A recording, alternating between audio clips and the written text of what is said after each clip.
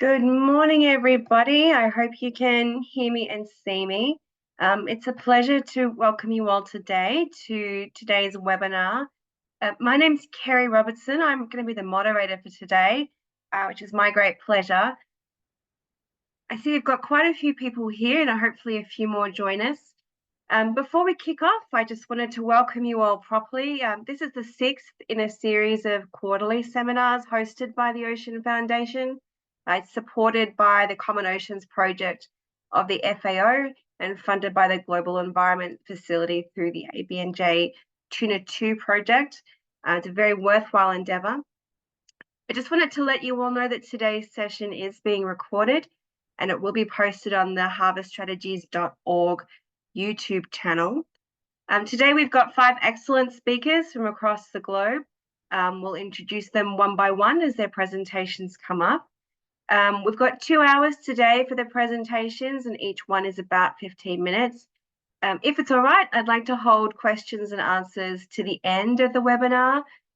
You can either do that through raising your hand and speaking live, but we also have enabled the Q&A feature of Zoom, and you can find that in the settings below.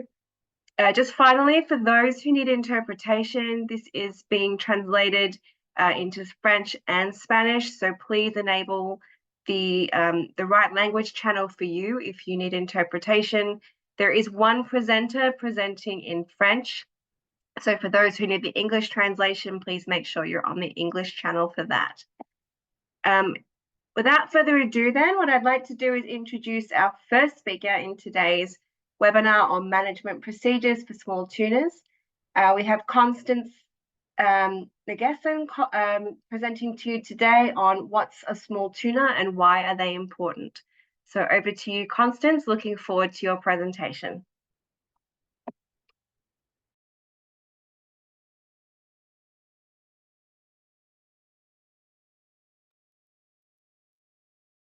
Merci.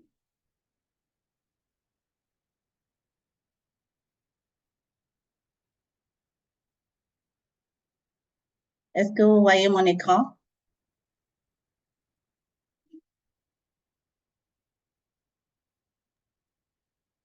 Yeah, looks perfect. Voilà. Merci. Bonjour à tout le monde. Je suis Dia Constance de la Côte d'Ivoire. Aujourd'hui, je vais vous présenter l'importance des tonidés mineurs. L'importance des tonidés mineurs pour les différents pays des côtiers de l'Afrique et autres. D'abord, notre présentation s'articulera autour de ce plan-là, qui consistera à avoir d'abord, dans un premier temps, le contexte. Pourquoi est-ce que on fait cette présentation?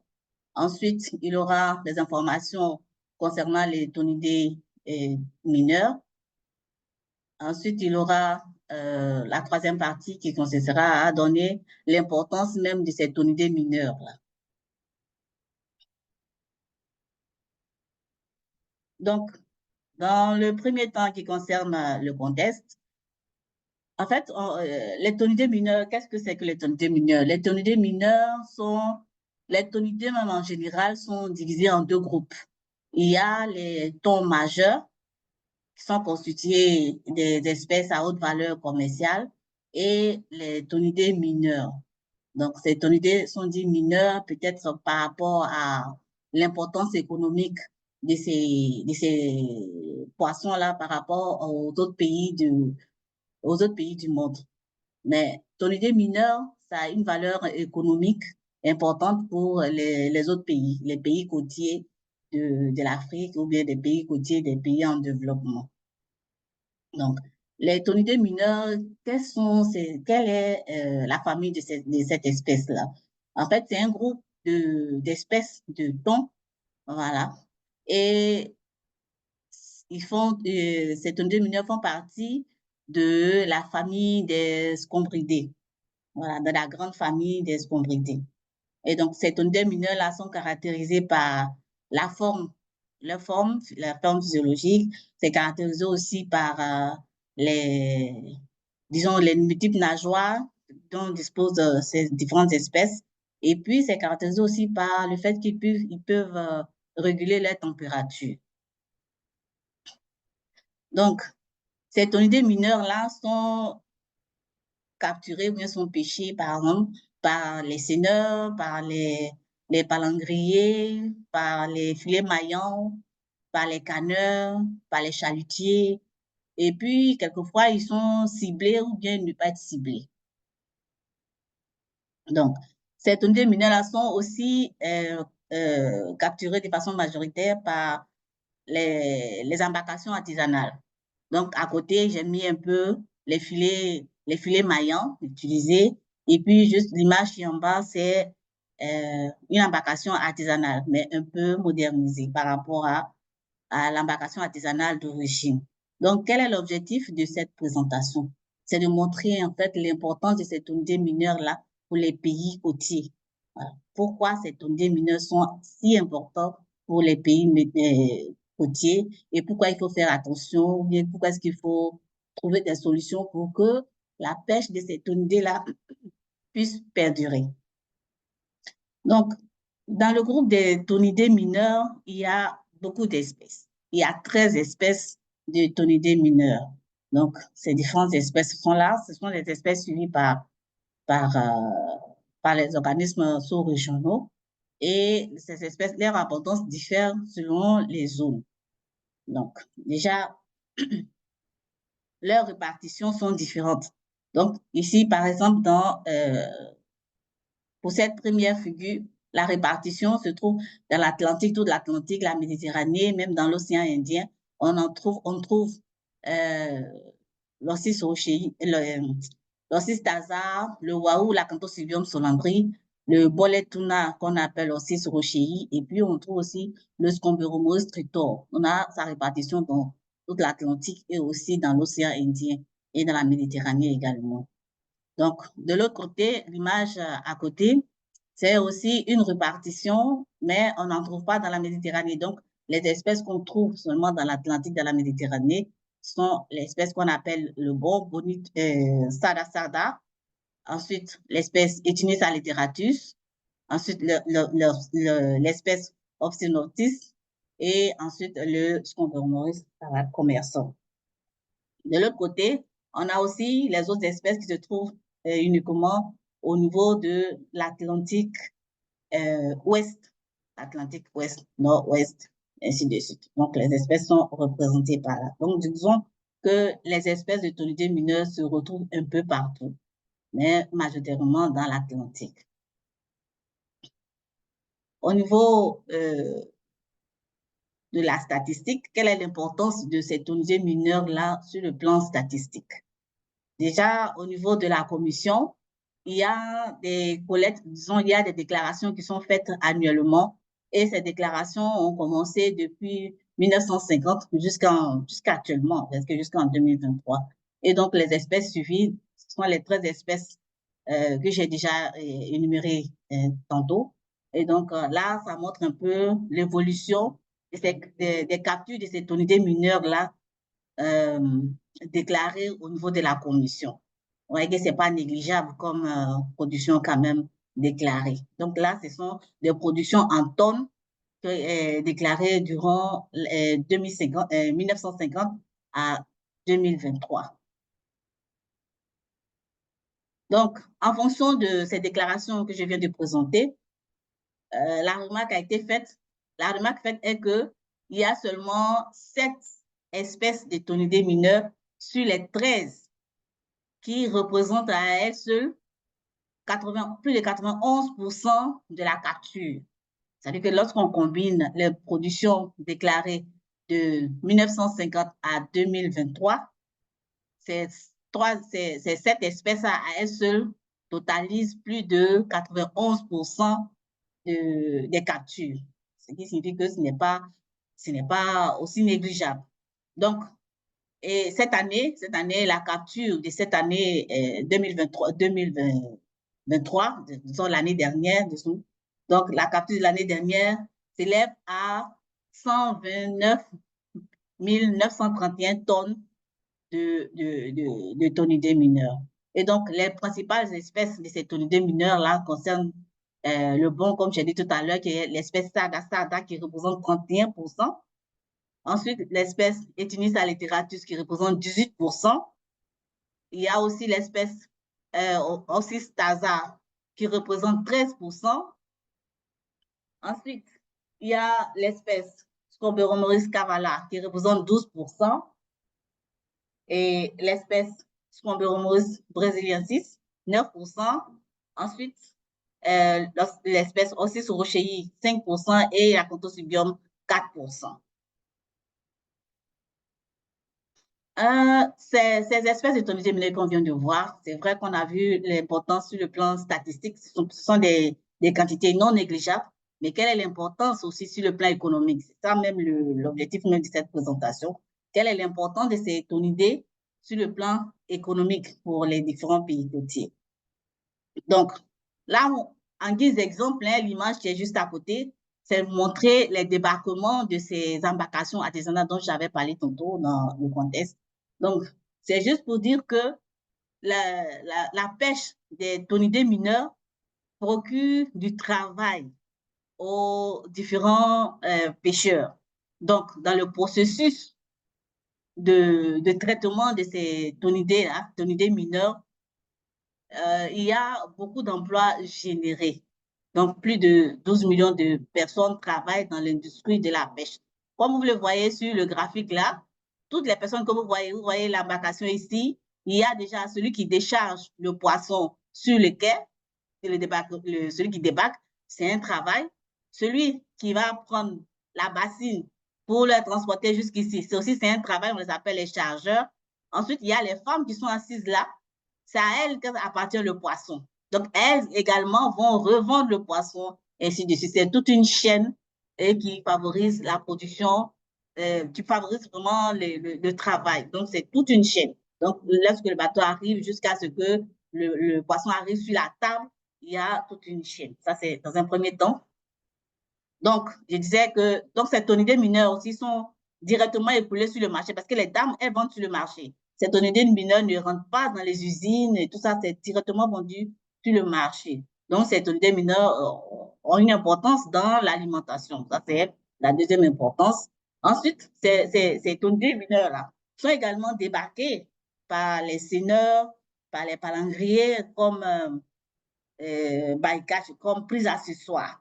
Voilà. Et donc, ces tonidés mineurs sont également vendus dans les différents pays. Non seulement il y a Abidjan, pour le cas d'Abidjan que je connais, mais il y a aussi Dakar, il y a aussi le Gabon. Donc, ces tonidés mineurs sont non seulement consommés à Abidjan, mais aussi à l'intérieur du pays, où il y a aussi les consommations. Et puis, même dans la sous-région, où il y a aussi la consommation des tonidés mineurs. Donc, comme je le disais tantôt, il y a un mets au niveau d'Abidjan qu'on appelle le garba. Donc, ces tonidés mineurs-là, comme l'image l'indique à côté ici, ça, ce sont les tonidés mineurs qui ont été débarqués par les steamers, voilà, par les navires industriels qui sont congelés. Et là, ça sera conduit à l'extérieur, dans la sous-région pour la consommation. Et ça aussi, ça peut être consommé ici par un mets qu'on appelle le garba. Donc, c'est ce qu'on a essayé de traduire ici dans le. Donc, ça permet, parce que le garba n'est pas aussi cher, donc ça permet à chacun de pouvoir avoir à manger, pouvoir consommer quand même du poisson. Donc, ce circuit de garba aussi procure aussi de nombreux emplois. Voilà. Donc, je dis par exemple que c'est parce que les tonidés mineurs ne sont pas utilisés par les industries, parce que là, on ne peut pas avoir accès au thon majeur. Donc, ce sont les tonidés mineurs qui sont vraiment accessibles. Le prix est vraiment abordable pour chacun. En fait, c'est encore moins cher par rapport à la viande. Donc, du coup, c'est accessible à tous les ménages. Et donc, du coup, une petite remarque, c'est que le fait de ne pas utiliser ces tonidés mineurs dans les usines a favorisé vraiment la vente de de ces espèces-là sur le marché. Donc, leur importance pour la population. Donc, tout le monde peut manger du thon, mais c'est le thon des mineurs. Donc, ensuite, quelle est l'importance de cette espèce sur le plan écologique? Déjà, selon la littérature, hein, cette espèce occupe une position intermédiaire, c'est-à-dire qu'elle mange les sardinelles, les anchois, mais elle également est aussi mangée par les thons majeurs. Donc, elle occupe vraiment le milieu de la chaîne. Donc, elle permet également aux thons majeurs de se nourrir, de s'approvisionner. Et elle permet également de réguler la population des petites espèces, notamment la sardinelle, les anchois et autres. Donc, ça, c'est une importance écologique. Donc, ces espèces ont un rôle à jouer dans la régulation de la population des petits pélagiques et donc dans la gestion de l'environnement. Donc, qu'est-ce que nous pouvons retenir par rapport à l'importance de ces tonités mineures-là? Juste un résumé pour montrer un peu pourquoi est-ce que ces tonités mineures-là sont hyper importantes. Ce sont des espèces qui sont quand même débarquées dans les pays côtiers, mais leur utilisation ou bien leur consommation dépasse les pays côtiers. Ils sont convoyés à l'intérieur de l'Afrique pour approvisionner les pays non côtiers et leur accessibilité est plus ou moins aisée par rapport au thon majeur. Le thon majeur, même, on n'a même pas accès parce que les usines déjà prennent beaucoup, quand bien même qu'au niveau des tonidés, au niveau des espèces qu'on appelle le faux poisson, il y a des espèces majeures de petite taille là-dedans, mais en majorité, ce sont les tonidés mineurs qui sont vraiment débarqués par ces pêcheries artisanales. Et également par la pêcherie industrielle. Voilà. Ces dernières années, cette pêcherie industrielle a débarqué vraiment énormément de tonidés mineurs à travers le canal de faux poissons qui est directement écoulé sur le marché local. Donc, du coup, il serait vraiment opportun d'avoir un regard sur la gestion du stock de ces espèces-là. Il serait également important d'avoir un regard sur les zones de nurserie, un regard aussi sur la population, parce que qui dit gestion rationnelle de ces stocks-là, dit également le bien-être de la population, puisque la population ne vit que de ça. Donc, il serait quand même intéressant d'avoir un regard sur le bien-être de la population et comment gérer de façon rationnelle euh, ces espèces de tonidés mineurs. Donc, je vous remercie pour votre aimable attention.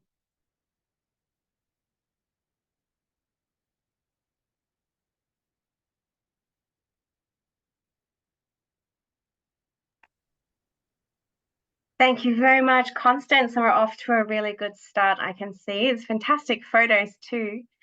Let's dive right into our next speaker. So our next speaker is Karen Dumore, and she's calling in to you today from the University of Cape Town. Her presentation today is on using MSE to advance ecosystem-based fisheries management. So over to you, Karen. Thank you so much.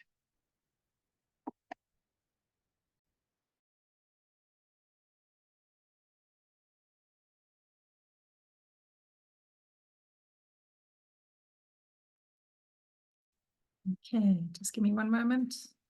I can move this out the way.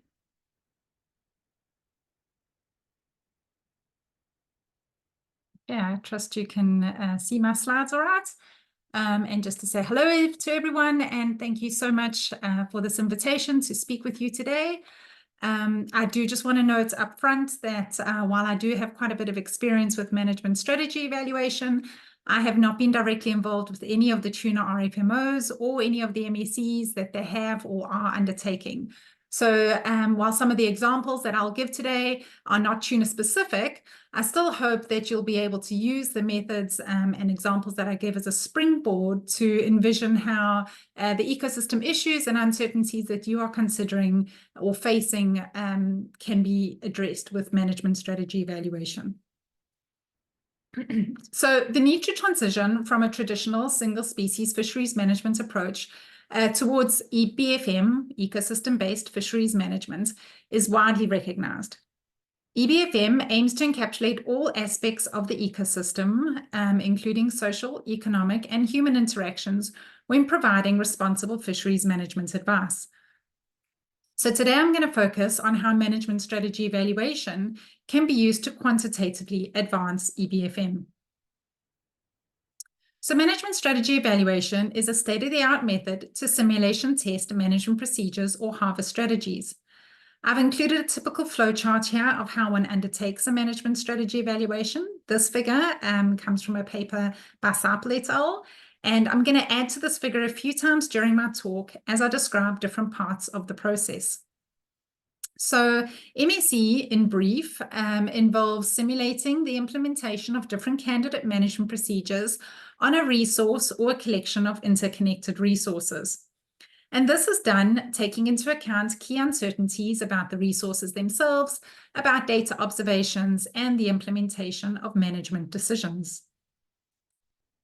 So a management procedure or a harvest strategy is a combination of data collection schemes, the specific analyses applied to those data, and the decision rules used to determine management actions based on the results of those analyses. A management procedure could be relatively simple, such as an empirical harvest control rule, which calculates your catch limit as a proportion of an index of abundance. Or it could involve complexities, such as a stock assessment based on an updated time series of surveying commercial data, with a decision rule that's based on short-term forecasts. Identifying and exploring the trade-offs among different objectives and parts of the ecosystem is a key component of EBFM. One of the key advantages of MSE is that it allows managers to select a management procedure which has been shown to satisfy the objectives after being informed about the trade-offs between different objectives. So I would thus suggest that MSE is an ideal tool to further the implementation of EBFM. Identifying the objectives is the starting point of any management strategy evaluation. And for EBFM, your objectives should explicitly include the consideration of the role the targeted resource or resources play within an ecosystem. Managers typically begin with conceptual or strategic objectives, such as high-level policy goals. To be able to test if a particular management procedure achieves these objectives, these conceptual objectives need to be translated into tactical quantitative objectives. So, for example, if you have a strategic objective of maintaining a sustainable fishery, you could translate that into a tactical objective, such as ensuring your spawner biomass remains above a limit reference point. And then within the MSE, we calculate performance statistics to be able to quantitatively evaluate if the objectives are met. So in the same example, you might calculate the proportion of times spawner biomass is simulated to be below your limit reference point. So today I'm going to outline a few ways in which EBFM can be transparently and explicitly considered with management strategy evaluation. So firstly, you might want to consider your operating model itself. If you want to remain focused on modeling only your target species, but bring in ecosystem considerations, you could use a more complex operating model. So for example, if you're wanting to test if area closures might help you achieve an ecosystem objective, you then need to have a spatially disaggregated model at a temporal scale that corresponds with the proposed closed seasons.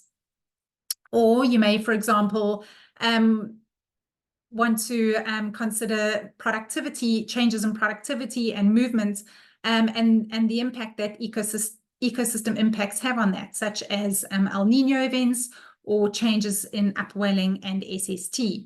And so by incorporating these relationships within your model, you can actually link your future projections to outputs from climate models, which predict patterns in these environmental variables, and thereby you will change your future stock productivity or movement.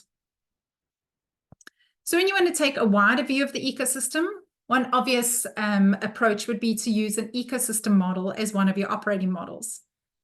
The use of ecosystem operating models does broaden the set of uncertainties under which a management procedure can be evaluated compared to when you use single species operating models. Other uncertainties, however, such as parameter value uncertainty, are often not well established in ecosystem OMs. Ecosystem operating models are also the most demanding from the perspective of data and computational requirements. If you are looking to use an ecosystem OM, a model of intermediate complexity for ecosystem assessments, commonly referred to as MAS, is ideal for this. MAS are designed to include limited but key components of the ecosystem which interact with your target species and are considered important for management purposes.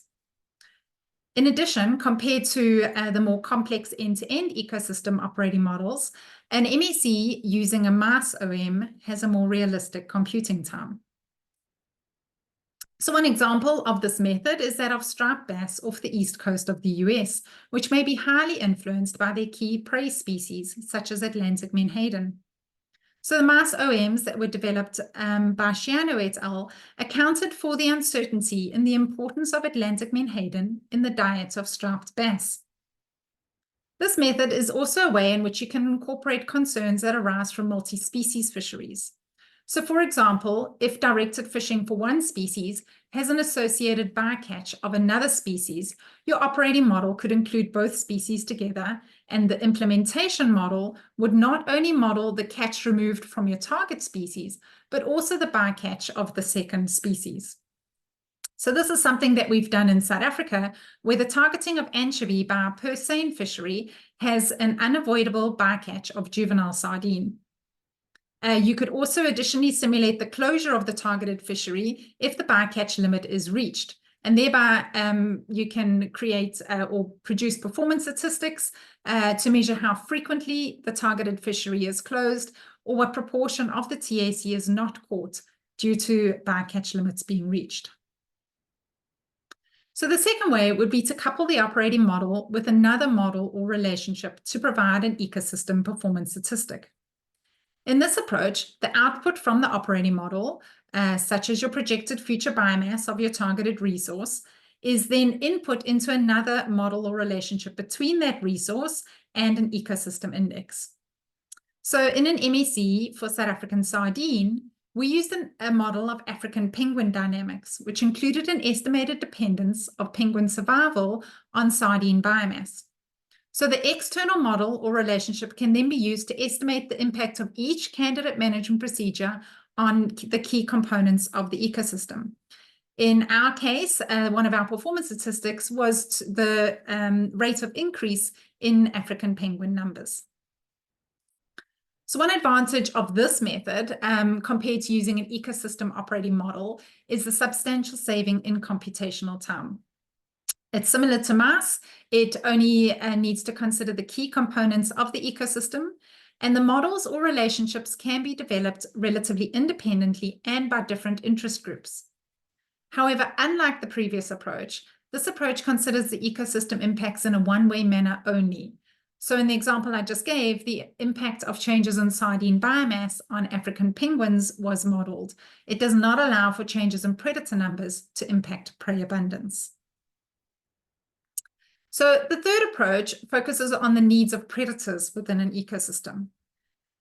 In population dynamics models, natural mortality typically includes all forms of non-fishery related deaths, such as disease and predation. But there are a number of approaches that you could consider by altering this natural mortality. So as one example, you could model non-negligible changes in predation pressure with density-dependent changes in natural mortality. So thereby you are mimicking a relatively greater predation when your forage fish biomass is low.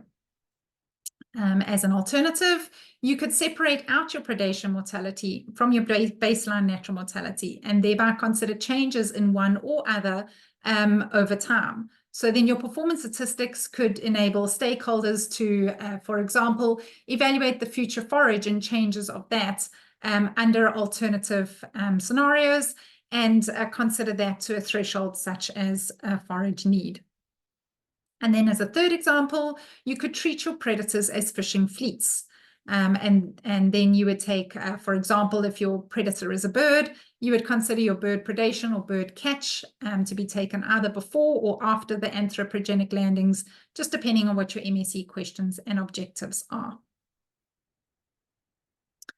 So as for the previous approach, this approach does not allow for dual interactions between your predators and prey, but this one focuses on the predator's need and the impact thereof on the ecosystem or on your prey.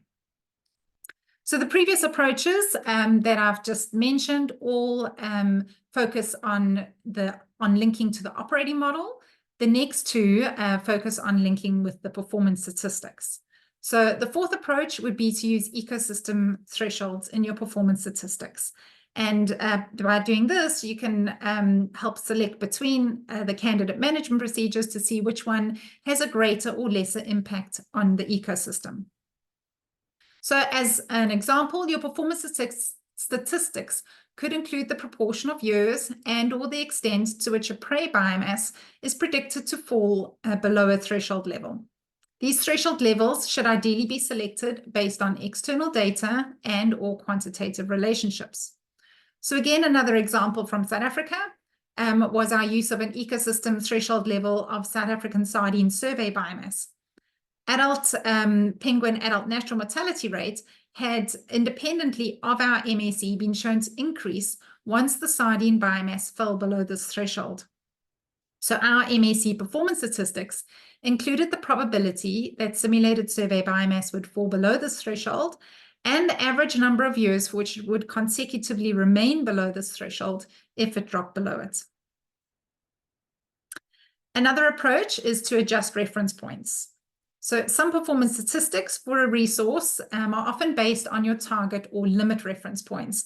For example, the proportion of times biomass is predicted to be below a limit reference point, or a proportion of times it's predicted to be above a target reference point or a BMSY. So reference points could be adjusted to consider the ecosystem explicitly. As an example, in recognizing the importance of forage fish, as a prey species in the ecosystem, the Marine Stewardship Council recommends a default target reference point of 75% of pristine biomass. And this is substantially higher than the default for other species, for which a proxy of about 40% is common. So finally, you could pre-specify a control parameter of the harvest control rule for ecosystem reasons. For example, presetting a level of biomass below which your TAC is rapidly reduced or set to 0. While this approach may initially seem reasonable, it's not preferable. This is because these thresholds typically result from a particular analysis, and estimates may vary depending on model assumptions. In contrast, the control parameters of your harvest control rule are typically tuned with your management procedure to ensure that the management procedure achieves the desired performance under a range of operating models.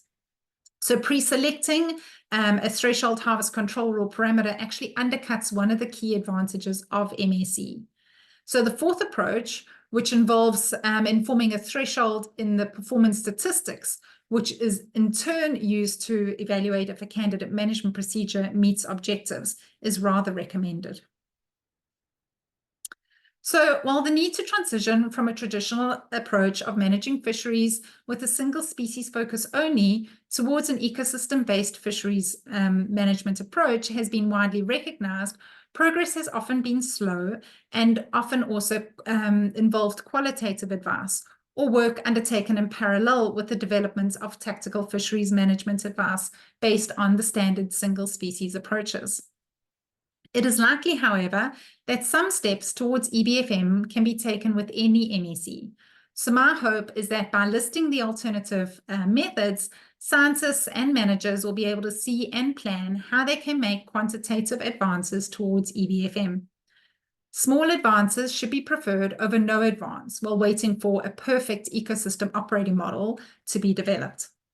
The choice between these approaches depends on the level of data and knowledge available about the ecosystem interactions. The approaches don't need to be mutually exclusive, and they can be combined as your data and knowledge allow. The range of approaches I've listed allow us to take advantage of the data and research that's already available for each system. And by considering alternative approaches, we can prioritize research and identify data that require collection for future MSEs. Time and computational constraints, which are important consideration for single species MSEs, are also important when choosing between these approaches. So what's my final take-home point? EBFM can be implemented quantitatively with management procedures, even without the use of complex and computationally demanding ecosystem operating models. So I'd like to end my talk by encouraging each of you to consider your objectives and the data that you have available for your species and see how you can take a step towards EBFM. Thank you very much.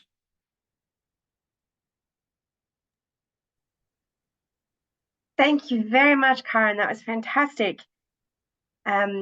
Let's move on to our third speaker. I think this sets us up nicely for the third talk, which is from Adrian Hordick from Blue Matters Science. And Adrian's going to talk about MSC for data poor stocks. Over to you, Adrian.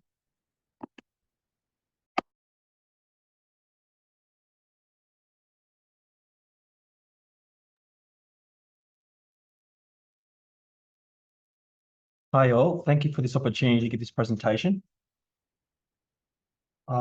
Thanks also, Karen, for that really nice overview of MSC and the various components of it. I was hoping you would do that because it really provides a nice entry point to my presentation. So to begin, let's first discuss what do we mean by data poor fisheries? What are data poor fisheries?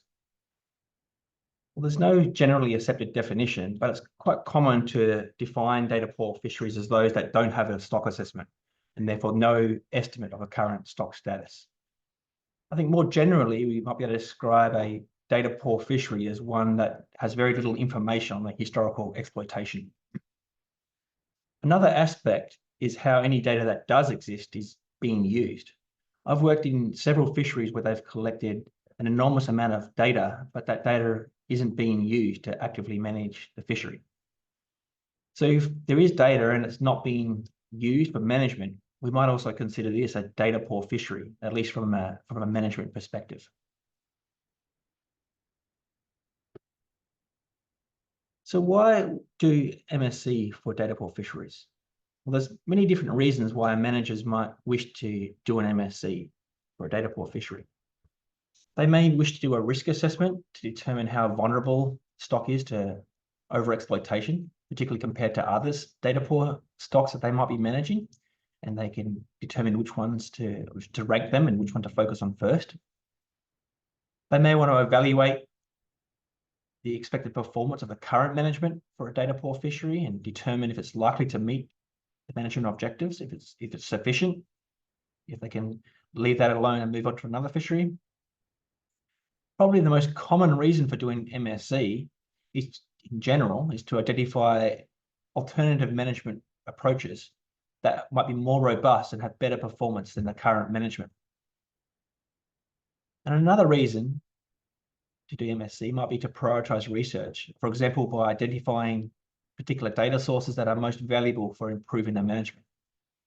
So I think a key point here is that before embarking on an MSC for a data poor fishery or for any fishery for that matter, it's important to determine the specific research question or the questions that the analysis is aiming to answer. What problem is this analysis trying to solve? I think without that, it can be difficult to keep the analysis focused, and it can be difficult to know when it's finished, when you've achieved the aims that you set out to achieve. So how do we do an MSC for a data poor fishery? Well, there are many aspects to MSC. I'm just going to talk about two of them: operating models and management procedures or harvest strategies. So what are operating models? We heard a little bit about them in the previous talk. They're mathematical models that describe a complete fishery system, from the stock and the fleet dynamics to how data are collected, how they're processed, and how those data are used to produce management advice, and then how that management advice is implemented or enforced in the fishery. So it tries to characterize in a mathematical model a complete fishery management system. It's common to generate multiple operating models, with each operating model representing a different hypothesis or a different perspective of the fishery system. This is important because a key part of building operating models and in doing MSC is to capture the key uncertainties in the knowledge of the system. So an OM, an operating model for a data poor fishery, would expect to include a lot more uncertainty than one for a fishery where there's a lot of data, a lot of information, a lot of knowledge.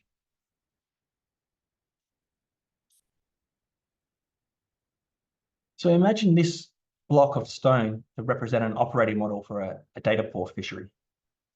Somewhere inside there is a real fishery system, but because we know so little about it, it includes a lot of uncertainty in our operating model. It includes a lot of different hypotheses. It describes a large range of potential or possible different fishery systems. As we start to collect data and information, we begin to reduce some of the uncertainty, begin to shape our operating model. All data is not equal. Some data has more information than others. So for example, even a small amount of data like an estimate of the selectivity pattern of a fishery and the maturity schedule of the population that it's targeting, it's exploiting, can provide a lot of information for an operating model. So we still may have lots of uncertainty in all the other aspects, but those two pieces of information alone can provide can be really valuable in determining how vulnerable a fishery is to overexploitation. And as we move from data poor to data rich, the uncertainty in our operating models is continued to be reduced until we may end up with something that's a very specific description of a fishery. And this could be, for example, the output of a stock assessment. So this is great if the stock assessment really captures the actual fishery system. But what if our real fishery system looks like this? An overly specified operating model could be completely wrong. And so that's why it's important to realistically represent the uncertainty in our knowledge of the fishery system in our operating model, because our uncertainty is often a lot greater than we like to admit or like to acknowledge, even for data-rich stocks, and also to include multiple operating models that can span the range of plausible hypotheses for the system. So how do we build an operating model for a data poor fishery? There's lots of different ways that this could be done, so there's no real single answer to this question. My experience has been in developing operating models and doing MSC for data poor fisheries has been with the Data Limited Methods Toolkit. This is an R package that was developed for evaluating management procedures for data poor or data limited fisheries. They had the history of it. There'd been a large range of different MPs, management procedures, that have been developed and implemented various data poor fisheries around the world. And there hadn't really been a lot of simulation testing to demonstrate that those approaches were robust, and they would work well, and had the performance that the managers were expecting. And so this was one of the reasons that we developed the Data Limited Methods Toolkit, and we coded up all the data limited MPs we could find. There's about 100 or so in there, and it includes several tools to help construct operating models for data poor fisheries. So for example, uncertainty in life history parameters can be represented by statistical distributions with an option for correlations between the parameters. So this figure shows distributions of the growth parameters for the von Bertalanffy growth function and the natural mortality rate. And you can see in these scatter plots the correlation between some of these parameters. And this is for an operating model developed for a data poor fishery in Indonesia on red snapper. And so if there's a lot of uncertainty in the biology of the stock, you can imagine these distributions could be very wide. Could be uniform distributions, for example. But this is a way of capturing within a single operating model the uncertainty in these sort of continuous parameters. And the same approach could be used for all the parameters within an operating model. The idea being that the distributions, the range of these values that are going into our operating model they span the uncertainty in our knowledge of the system. And often things like natural mortality or steepness of a stock recruit relationship are very poorly known, even for quite well well-studied stocks we might call data rich. Another tool we've used is to shape operating models is a sketching tool to sketch out the historical fishing effort for data poor fisheries where we have no information, no quantitative information on the historical exploitation. So we've worked with stakeholders such as fishers and others with knowledge of the fisheries history to sketch out patterns in the historical fishing effort. Different stakeholders may have different views, different perspectives, and these can be included as uncertainties within the operating model or by developing multiple operating models with each one representing a different scenario. Where some data does exist, such as an index of abundance, it's a patchy index or some age or size composition data, the rapid conditioning model, or RCM, can be used to generate an operating model. RCM is essentially a stock assessment model under the hood, but it's been designed to incorporate uncertainty in all aspects of the operating model and to use whatever limited data is available to try and shape an operating model. So again, the fewer data that you have and the more uncertainty in the biological parameters that go into the model, the more uncertainty will be in the operating model that the RCM produces. So these three tools are designed to help shape an operating model. So it represents the knowledge and the uncertainty in a fishery system. What about management procedures for data poor fisheries? Well, there's several things to consider. Firstly, what management options are currently possible? For a data poor fishery, if there isn't a lot of data, it may be difficult to implement a management procedure or to come up with a management procedure that's to be used for active management. There's no, for example, time series data. It could be difficult to use something that's based on trends of the population. So in that case, prescriptive approaches such as a size limit or a spatial closure or some seasonal closure or some combination of those things may be the only options. So of the feasible management options, which is the most suitable for a fishery, which is most robust to uncertainty, which is most likely to meet their management objectives? So these are all the things that an MSC can try and answer. An MSC can also test management procedures that require data we currently don't have. But these sorts of analyses can be useful because they provide information to help prioritize research for future data collection to help improve management. I also want to just mention MERA, the Method Evaluation and Risk Assessment tool. This is an online application that was developed with support from the Marine Stewardship Council. It was designed as a tool to be used at stakeholder workshops to fairly rapidly build operating models and evaluate management procedures for data poor fisheries. Essentially, in a workshop of a couple of days, you can fairly quickly go from getting the information directly from the stakeholders, shaping out, building operating models, and evaluating a range of different feasible management approaches to give an idea of the direction that management may wish to go. So I won't go into MERA in any detail here. I've included a link at the bottom of the slide that will take you to the site. It includes a library of existing applications that can be loaded up, and so you can see how it's being used in other places. I'll just finish up with two examples of applications of MSC to data poor fisheries. The first is a project on state-managed fisheries in California.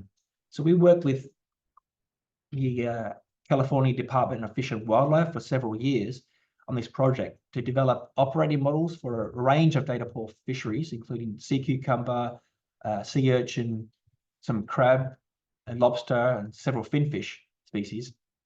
And then we tested a whole range of many different management procedures, some that could be used with the current data and others that required the collection of new data. And the results recommended management approaches that could be adopted for each fishery, and it highlighted the key uncertainties in the operating models and additional data that may be prioritized to be collected to try and either reduce the uncertainty in the operating models or to improve management by allowing alternative management procedures to be used. The second example is an MSc conducted by a scientist from Brazil on the data-limited wahoo fishery in the northwest Atlantic. This analysis used DLM tool to generate an OM that included a wide range of uncertainty and evaluated a whole suite of different harvest strategies. that could be potentially used for managing this fishery. They identified some MPs that had good performance, but they concluded that more research needed to be done before they could recommend an MP. But I think this is a really great example showing that operating models and MSC can be done for data poor fisheries. And it shows that the technical aspect of an MSC is not the obstacle for developing simulation tested harvest strategies for data poor fisheries. So that's it. So thank you very much for your attention.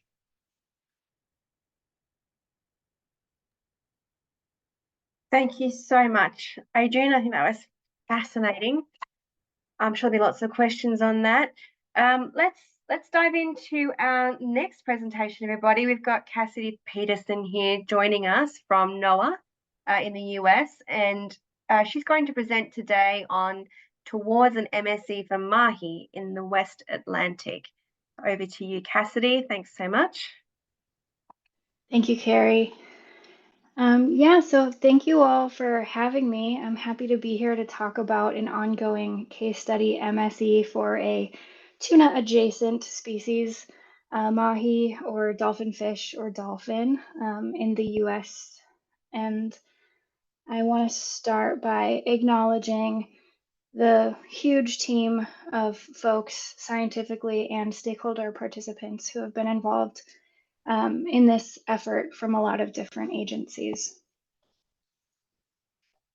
So this MSE story really starts with a proposed amendment to the South Atlantic Dolphin Wahoo Fishery Management Plan.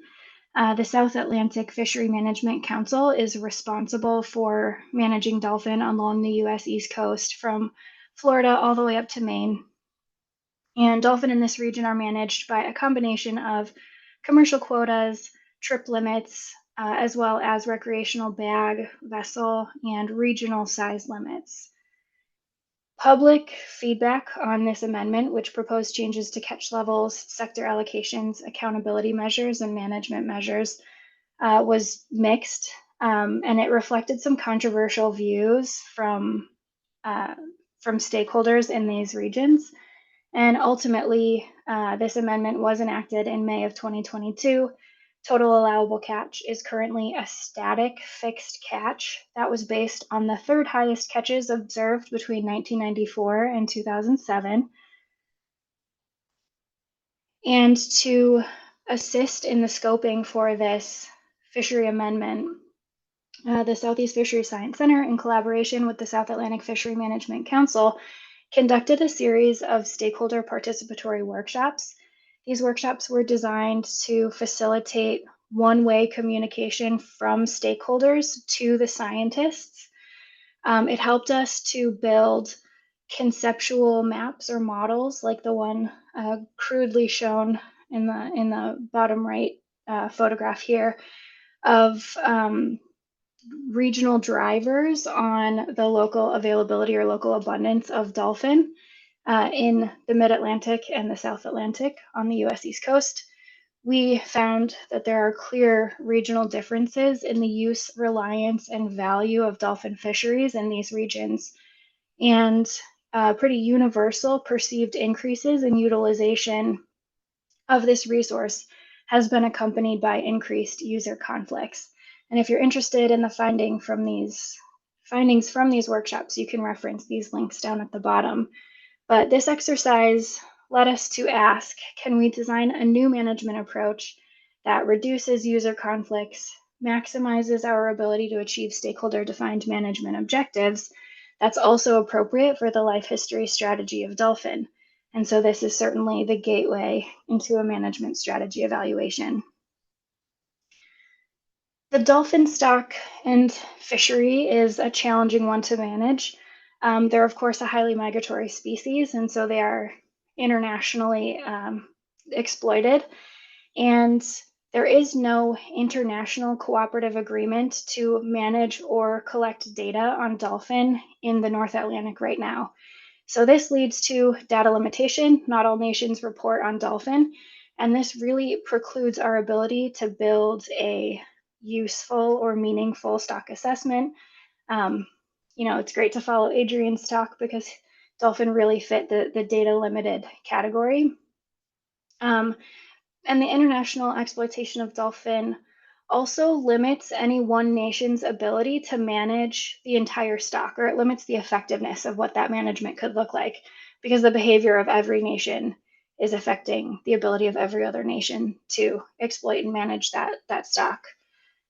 This plot shows dolphin landings in the US EEZ, excluding the US Caribbean, total landings in millions of pounds over time.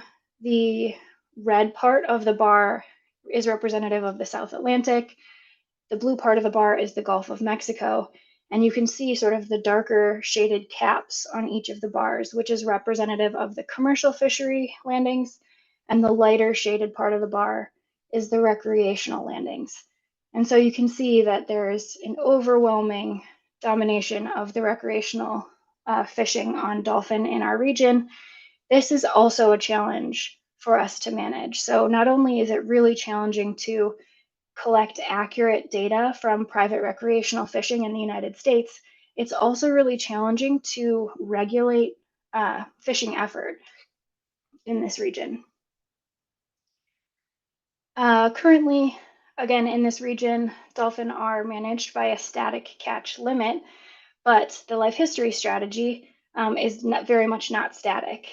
Productivity is highly variable from year to year, and the resulting availability of dolphin for our US fisheries is accordingly very variable from year to year. So this is particularly challenging. We want to make sure that our management is flexible enough to meet the flexibility of the resource. So we are proposing a more adaptive approach. We're proposing a data limited or empirical management procedure for dolphin in the South Atlantic.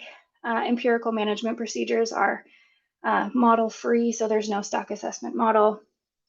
And we see that this needs to be a full stakeholder approach, which is what we've undertaken. This schematic sort of details our project. Starting in the top left, we conducted a series of stakeholder workshops all along the coast. We did that we finished that in May of 2023. We used the feedback from those stakeholder workshops to design our management strategy evaluation. We also used that feedback to equitably select a small group of stakeholder volunteers who have been engaged in this process and will continue to be engaged in the process until it's completed. We have been working with that small group. Hopefully we'll continue to work with them to build and refine a management strategy evaluation and iteratively with managers as well to ultimately define our best performing management procedure, which we expect to obtain hopefully in the winter of 2025 or 2026. These first round of stakeholder workshops, we went to a variety of locations up and down the coast, and the workshop locations and dates are listed here. The workshops were really designed to introduce the concept of MSE to the stakeholders, to develop conceptual management objectives for this predominantly recreational fishery, to get a list of uncertainties to which the management procedures should be robust so we can build them into our operating model reference grid, and identify participants who wanted to be a part of that small stakeholder working group. We learned a lot from these workshops. They were really valuable to improve our understanding of the resource and the fisheries regionally in this region. We identified conceptual management objectives, and they very clearly conflicted even within a single user group. We identified a lot of uncertainties that we need to be considering moving forward. And it was a really useful exercise to really understand stakeholder perspectives of not just the resource, but also of fishery management in these regions. We have been meeting with our small stakeholder group all of this calendar year.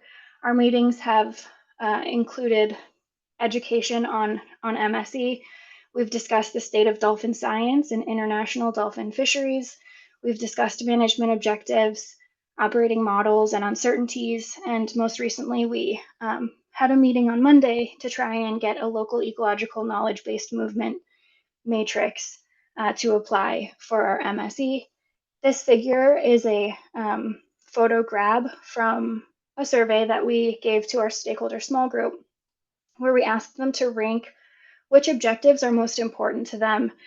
And interestingly, they ranked fishery sustainability as the most important objective, followed by the quality of fish landed. And then in third place and fourth place was catch rate and the numbers of fish landed, respectively. So we can see that fishery objectives are a little bit different for a recreational fishery. And we also found that when ranked out of a 5, stakeholders generally felt that they understood how their input was being useful to the MSE process. So I think this is a positive finding.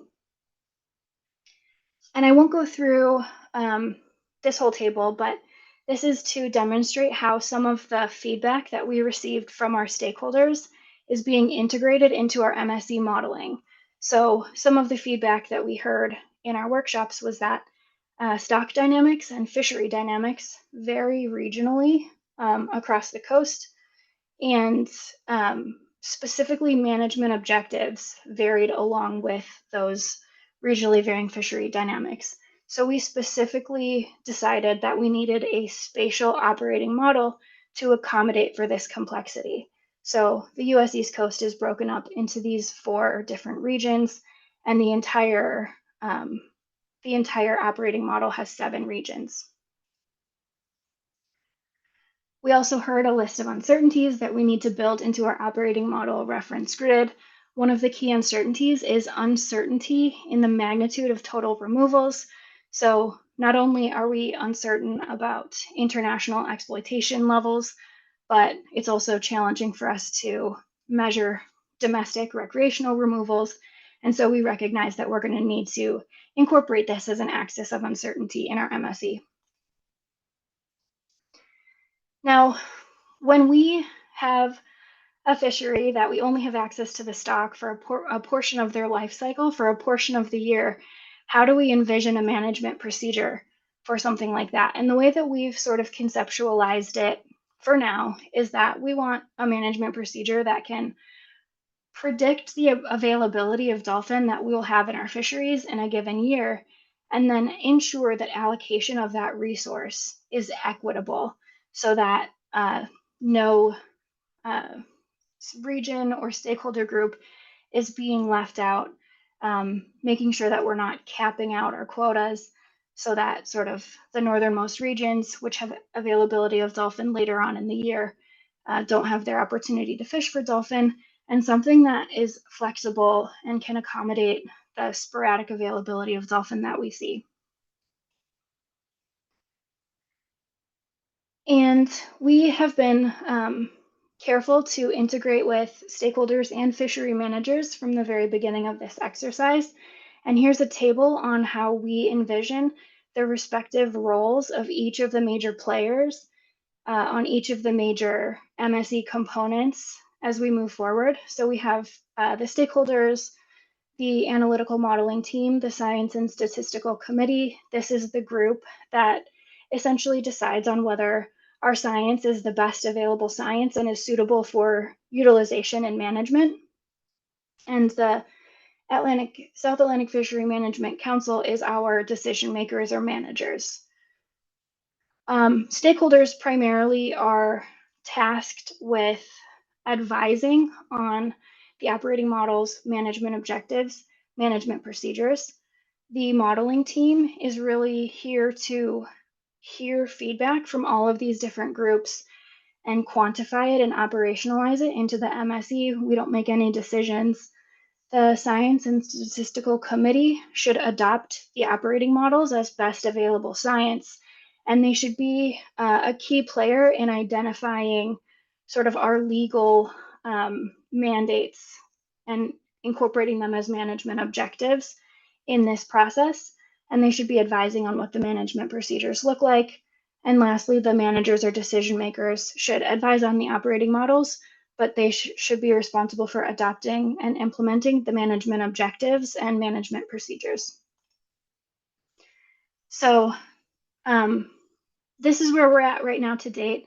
We are happy to report that we have recruited Blue Matter Science to lead our analytical team. So that's Adrian Hordick from the last presentation, Tom Carruthers, and Quang Lin. And they are conditioning our operating model. Right now, we're going to work iteratively with them and stakeholders and managers to further refine and develop our MSE and management procedures to hopefully identify a suitable empirical management procedure. So thank you very much, and please refer to this link if you have any more questions. Thanks.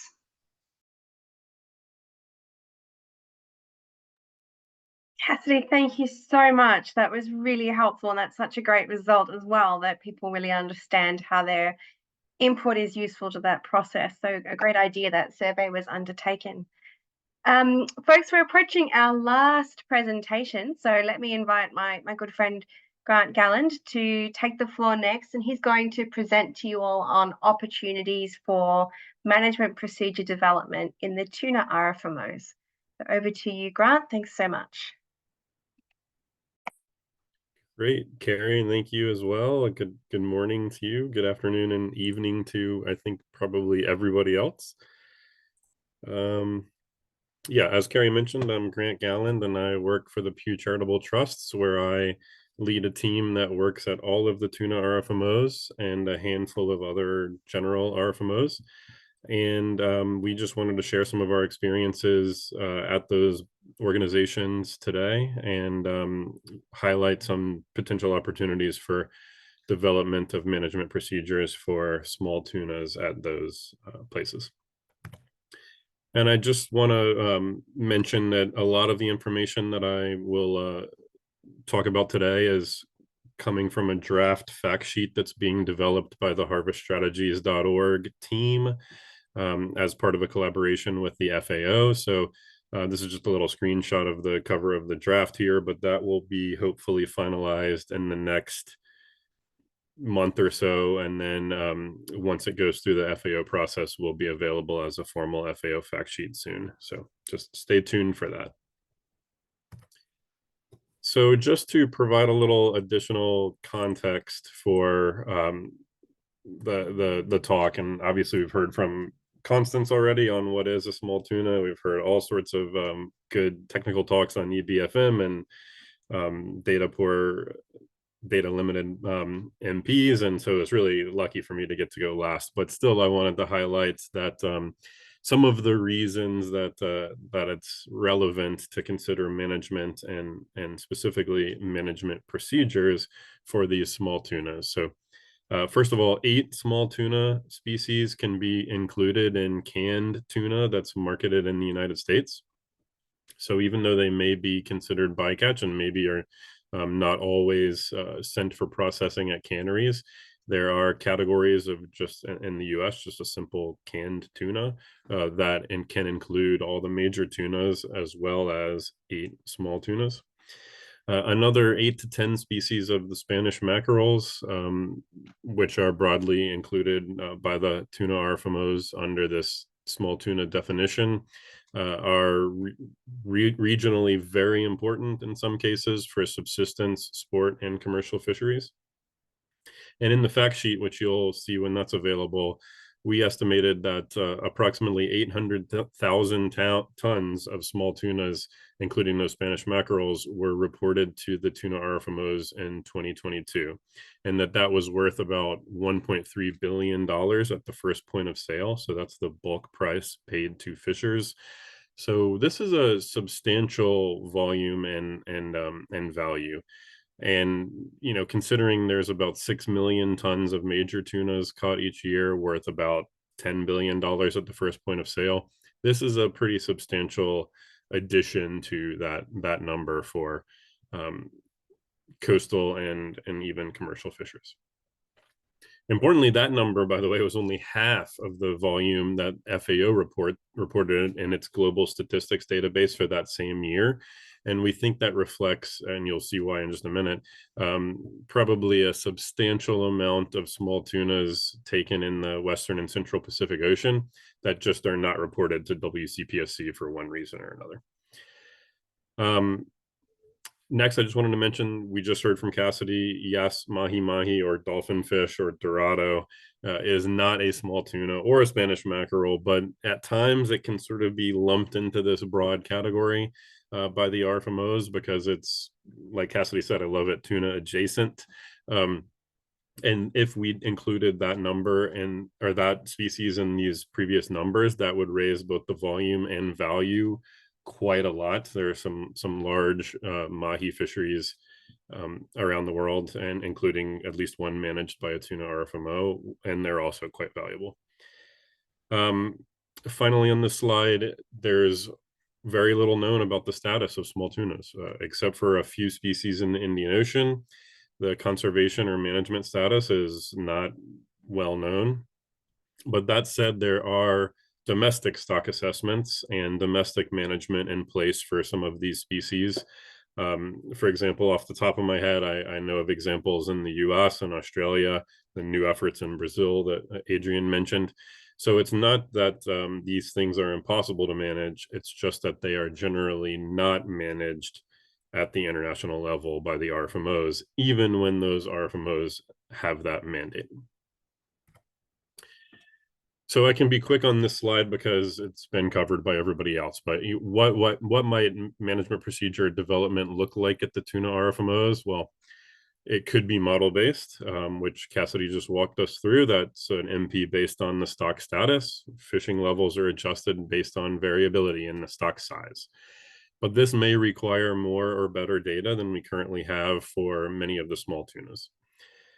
Similarly, empirical MPs, which have been also just presented, those are based on catch per unit effort or some specified catch index or another indicator of catchability. And just generally, when the indicators go up, fishing can go up and vice versa. But as several of the small tunas, mahi is a different story because that's a highly targeted fishery, but several of the small tunas are bycatch or at least secondary or even tertiary main species.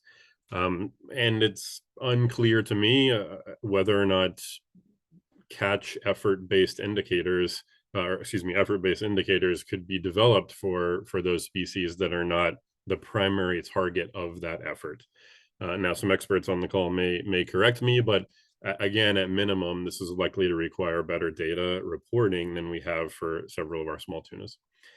And so finally, this third category is one where potentially we could develop small tuna operating models to insert into other ongoing MSE projects.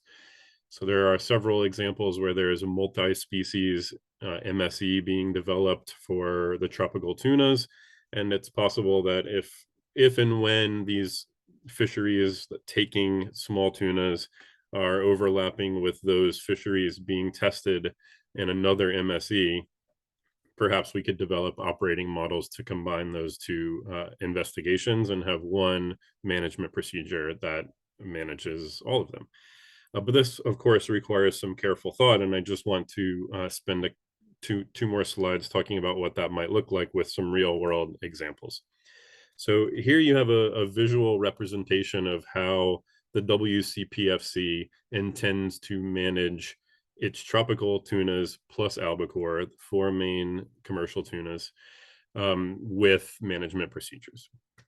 What you see here is if they have concluded through careful thought, investigations of life history, investigations of the fisheries themselves, they have concluded that if they develop a management procedure for skipjack, which covers the purse seine, pole and line, and domestic fisheries, and they develop an MP for South Pacific albacore that manages southern longlining, and a management procedure for big eye, which manages tropical longlining. If they have all 3 of those things in place, they will have covered essentially all the catch for yellowfin. And with proper testing and a yellowfin operating model, they can avoid also adopting a yellowfin management procedure. So that's a real world example where if you imagine this yellowfin as a small tuna instead, you have it covered by the testing and the adopted management procedures for other species. And so if we look at that for the small tunas, here's some examples.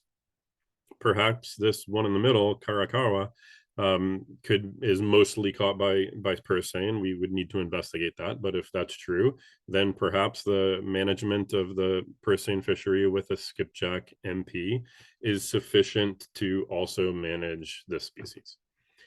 Similarly, with mahi-mahi, if you manage that purse seine fishery and also the tropical longline fishery for big eye, you very well may cover all or most of the effort that's taking dolphin fish or mahi, and therefore that's covered by the combination of those other two. But what about something like Spanish mackerel on the top? That's mostly taken in coastal waters, mostly taken by smaller scale fisheries, still regionally very important and an extremely important and valuable sport fishery.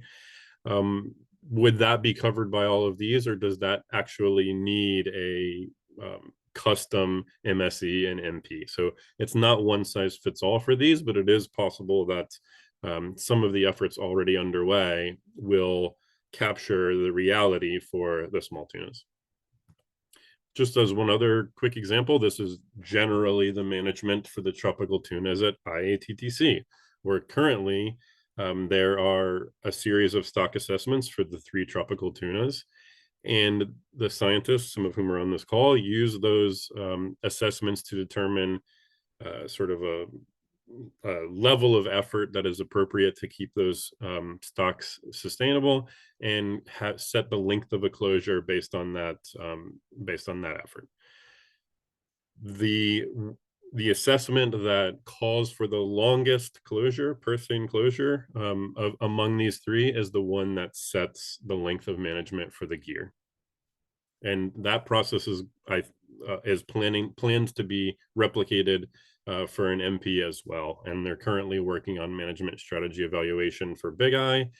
And if once they have that in place for all 3 species, they will be able to again assess which one calls for the longest closure, and that will be the MP setting the length of a closure or the length of the open period for purse seine fishing. So again, what if we look at the primary small tunas caught in this region?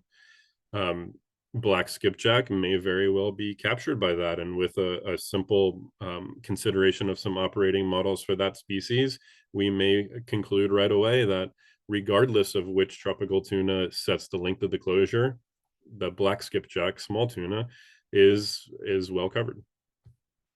Mahi-mahi, the largest mahi fishery in the world, is in the Eastern Pacific, but that's targeted by many gears, interacts with many gears that might not be just automatically covered by a purse seine closure, and instead might need something different.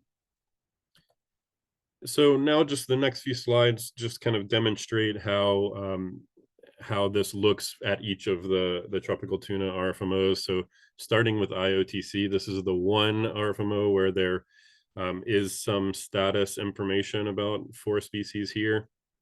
Also, just want to point out that these are massive fisheries. As I mentioned, it's as much as 1.5 million tons per year or more worldwide, according to the FAO, and according to the IOTC's own database. We have some very large fisheries worth substantial amount of money to fishers in the region.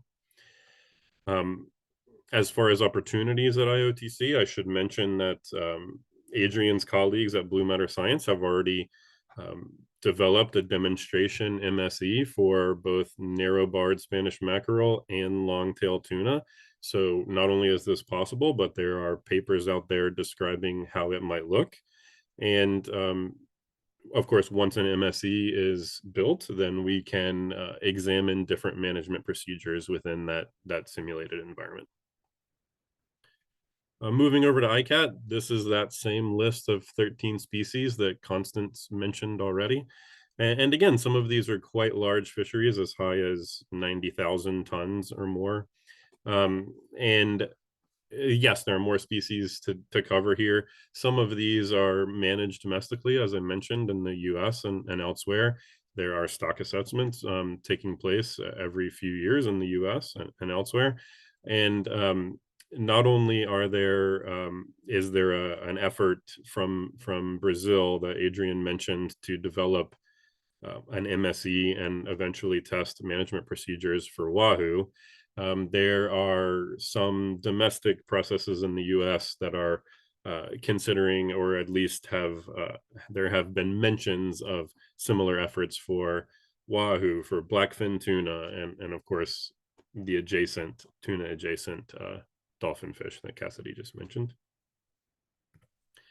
Moving to IATTC, this is the first of the two big Pacific RFMOs and the first of ours where we see that there may not be complete data reporting for whatever reason. I'm not suggesting that that's a compliance issue. I'm just saying that these numbers, when compared to the effort and the volume of skipjack and other tropical tunas that are being taken, these numbers do seem small. But nonetheless, as I mentioned in that model at the beginning, there is an opportunity, especially based on IATTC's management system, where they manage purse seine fishing as a management of open and closed days.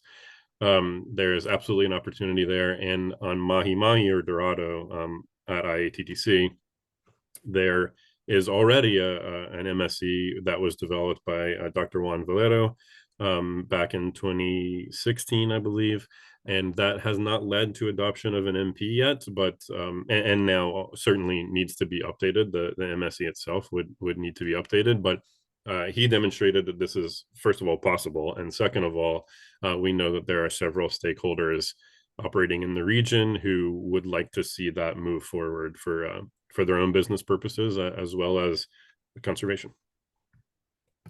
And then finally, WCPFC. I mentioned at the very beginning that data reporting in the Western and Central Pacific is lacking, and that may be because WCPFC's other priorities.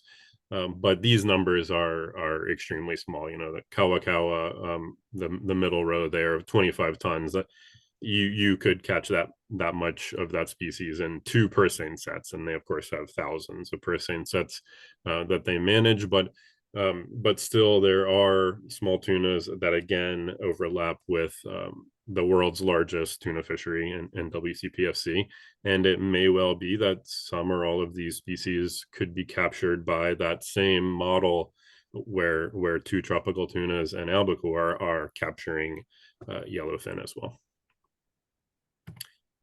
And if you add all of those things up on all of those slides, you've already seen this slide, but just to highlight again, that's how you get to 800,000 tons. And our conservative estimate of the value is 1.3 billion. Again, that's the first point of sale. That's the price paid at the dock. And again, that is half of what is being reported by the FAO. So it could be as much as $2.5 billion a year or more that's being harvested of small tunas, not including mahi mahi. So with that, I always like to end with this slide and show the different harveststrategies.org and Pew materials. But since this one's small tunas instead of major tunas, I'll just alter it slightly and end with this one and invite you to check the harveststrategies.org website, as well as pewtrust.org/harveststrategies, where we have several of the materials that we share at all the tuna RFMOs, and these are some of the places you'll be able to find that FAO fact sheet on this specific topic when it's done by a month from now or so. Thank you. Okay, thank you so much, team, and what a nice slide to end on as well.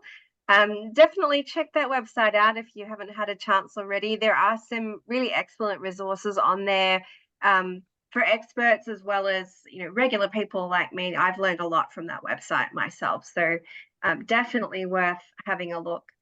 So we're now going to move into the question and answer session of the webinar. We've heard a wide range of presentations today. We've got the context established. We can see how important small tunas are. We've heard about some of the technical approaches as well as MPs in practice for small tunas and lessons we can learn.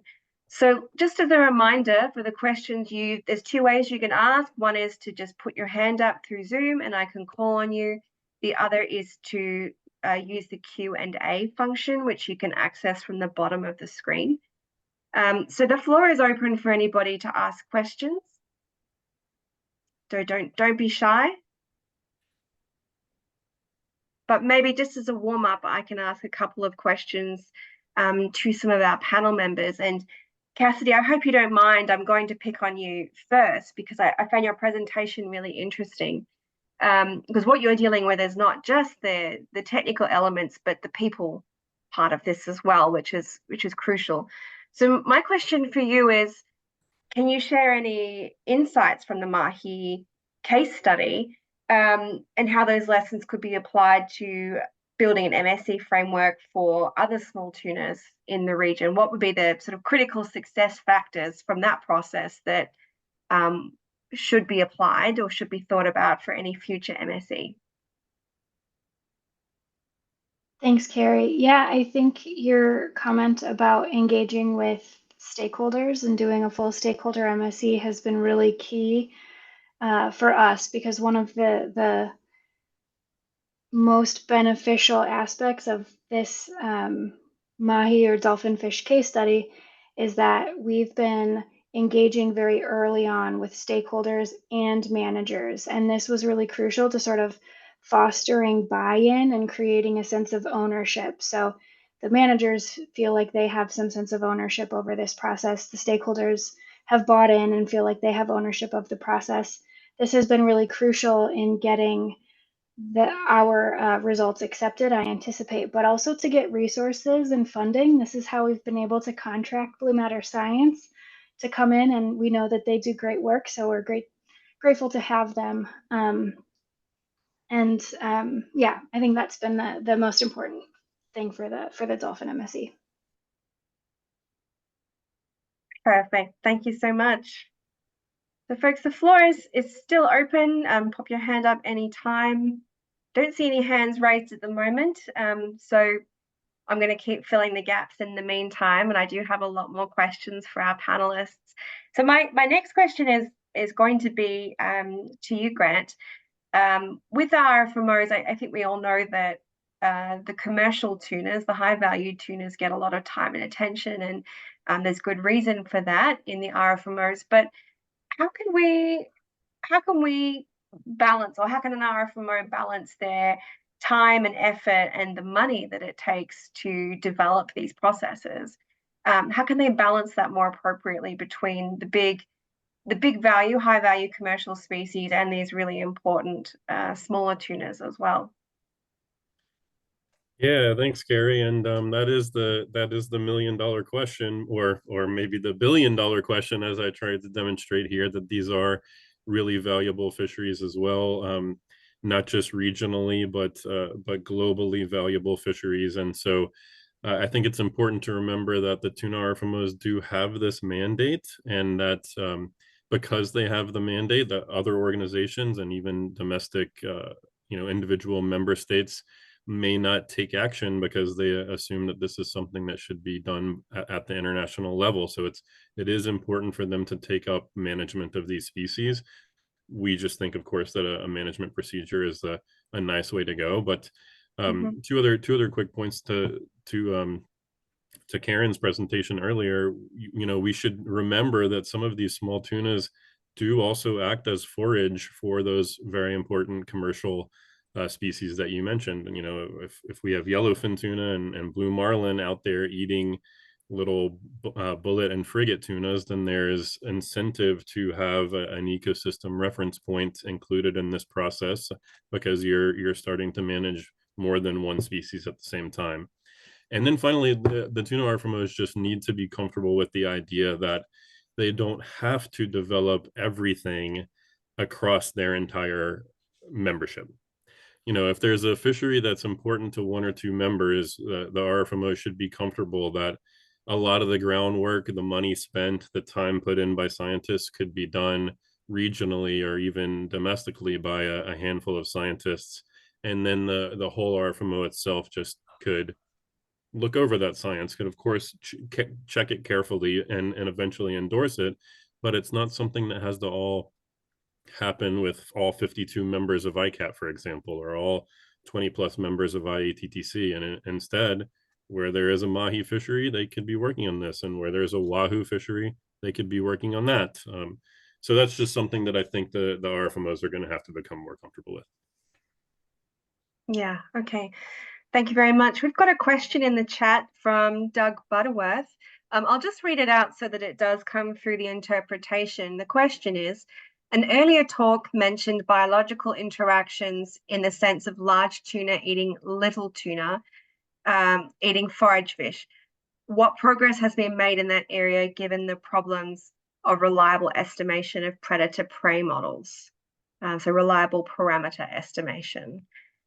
Who'd like to field that one?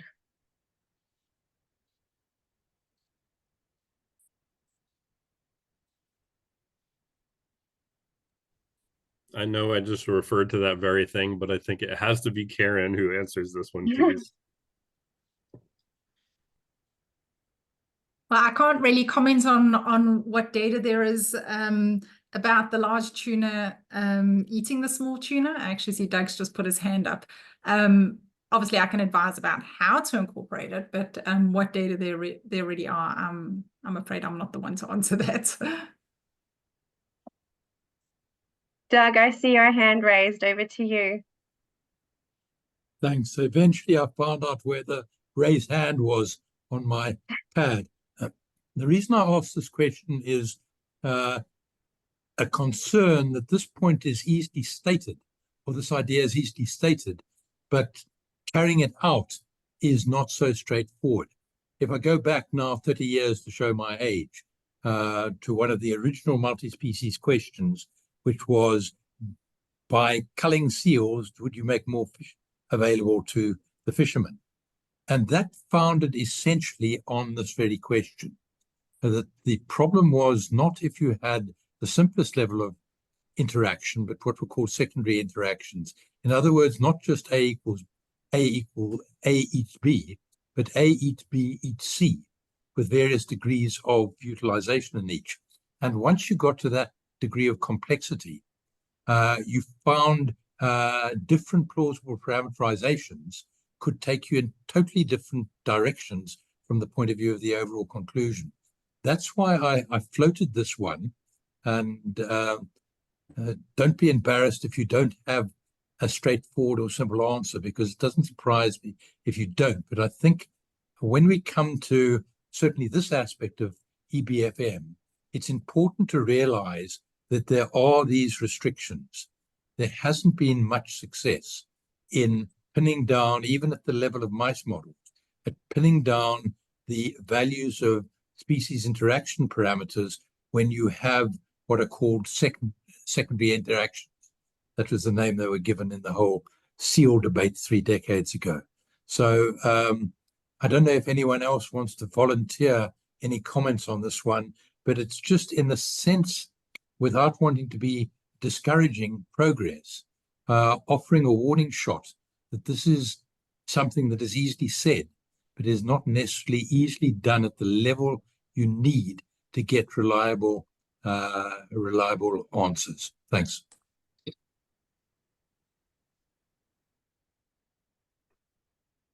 Thank you very much, Doug. Panelists, the floor is open in case there's any response to that. I guess I can just add one more thing. Yes, obviously Rome wasn't built in a day, but I think one of the great advantages of MSE is that we can take uncertainties into account. So there are a number of people who've done what if scenarios. So what if it's this, or what if it's that, or what if it's the next thing? And for example, if you've got different relationships, test your management procedure against all those relationships. You might find it's very sensitive, but you might find it's not, in which case that really does help you move forward.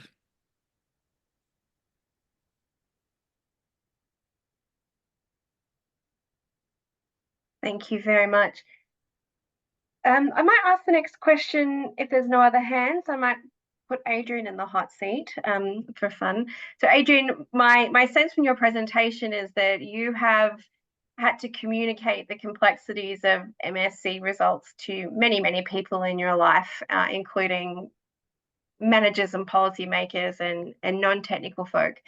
In your experience, how can MSc results be effectively communicated to those audiences, as well as fishermen and other people working in the fishing industry? What are the sort of must-haves in communicating those results effectively?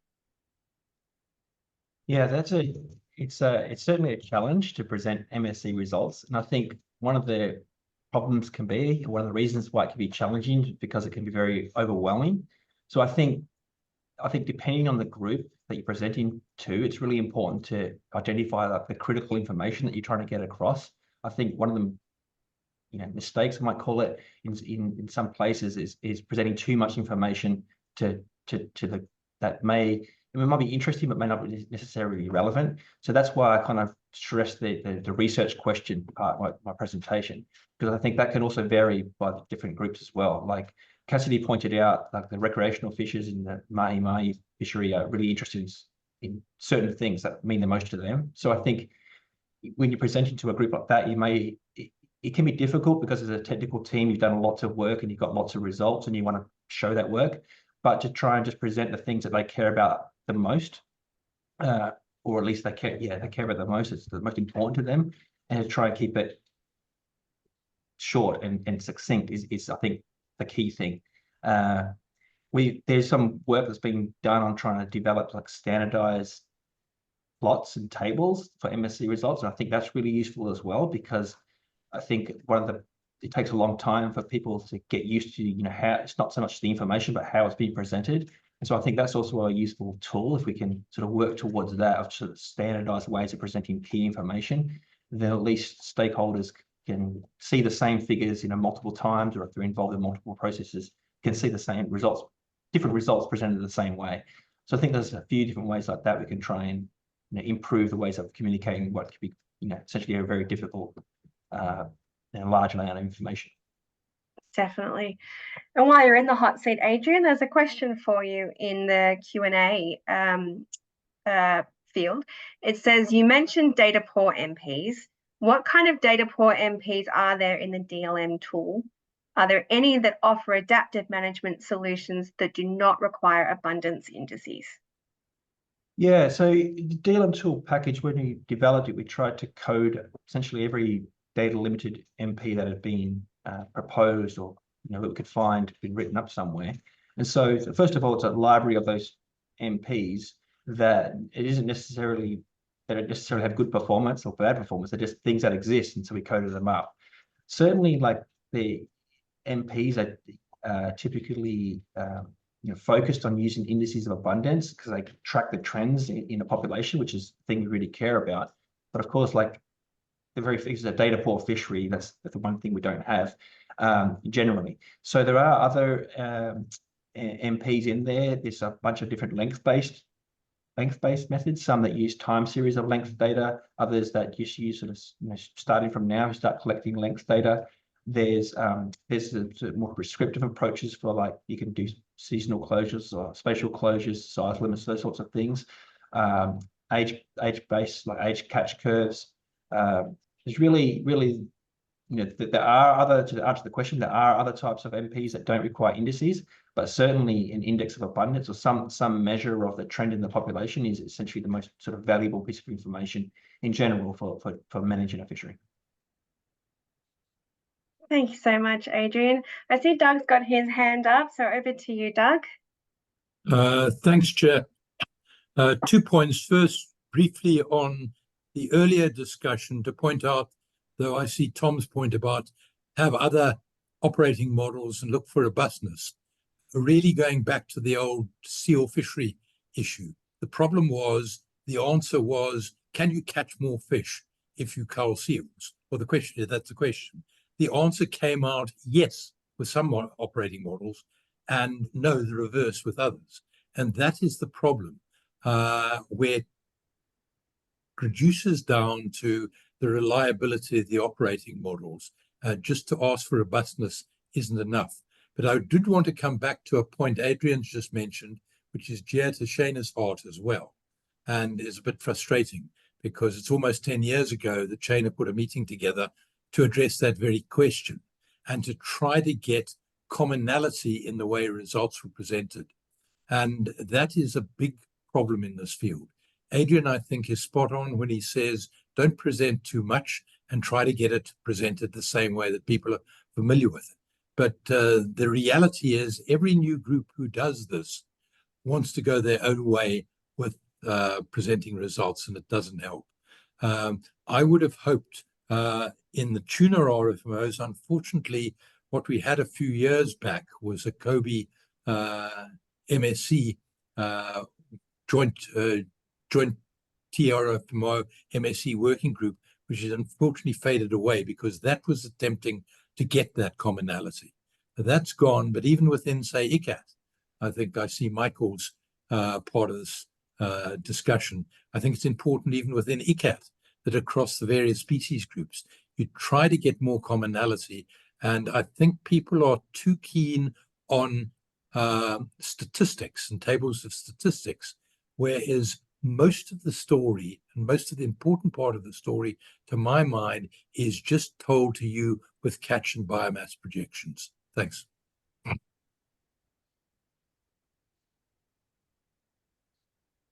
Thank you very much there, Doug. Just check to see if there's any responses to that.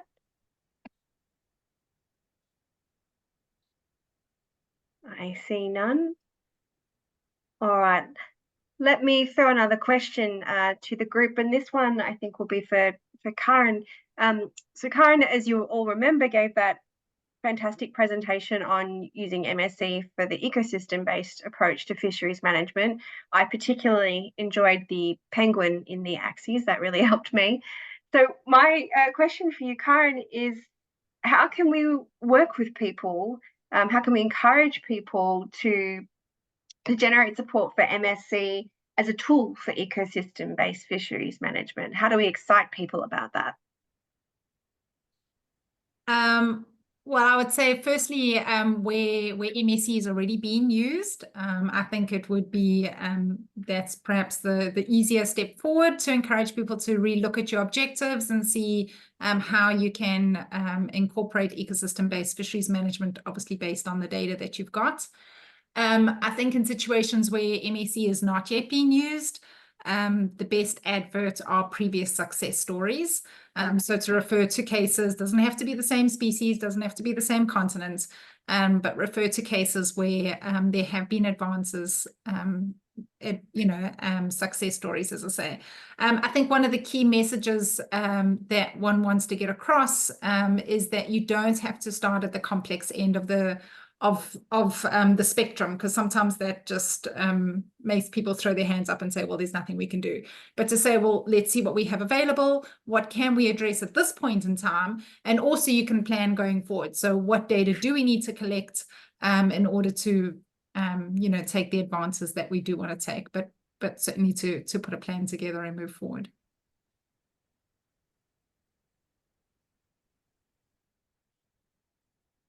Thank you so much for that answer. Let me see if I can ask a final question to Constance. Constance, I felt like you really spoke from the heart about the importance of small tunas to African economies, and that's your home. And I was wondering, having heard all of today's presentations, are there any lessons in that you feel could be applied to the African small tuna fisheries, or that might really resonate across Africa coming out of today's discussions?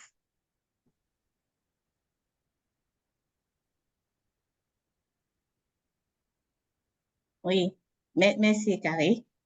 Oui, en fait, étant donné que les tonniers mineurs sont vraiment disponibles, sont vraiment utiles pour la population, je pense que l'aménagement de cette pêcherie-là s'avère vraiment indispensable pour la pérennité de l'espèce. C'est vrai que chez nous, par exemple, en Côte d'Ivoire, un exemple, il y a eu la procédure de fermeture juste pour un mois, tout simplement parce que les captures ont baissé. Donc, franchement, cette opportunité, disons, de pouvoir mettre en place des procédures de gestion pour l'aménagement de cette pêcherie, c'est vraiment propice. C'est tombé à point nommé par rapport à la gestion de cette pêcherie-là. C'est vraiment important. Et cette importance a été également signalée par rapport dans le groupe des autorités mineures aussi, où actuellement l'accent est un peu mis sur cette procédure de gestion, c'est-à-dire que l'aménagement, l'évaluation des stocks, voire au moins l'état du stock. Donc ça aussi, c'est vraiment important et c'est vraiment crucial pour la plupart des pays. Donc, c'est vraiment important par rapport à tout ce que nous sommes en train de faire comme discussion. C'est vraiment approprié et c'est vraiment très intéressant pour ces pays-là et dans leur économie également. C'est ce que je voudrais dire. Merci, Carrie. Thank you so much, Constance.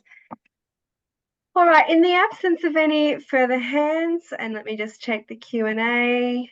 There's some good comments in there from Tom as well, who's full of knowledge on these issues.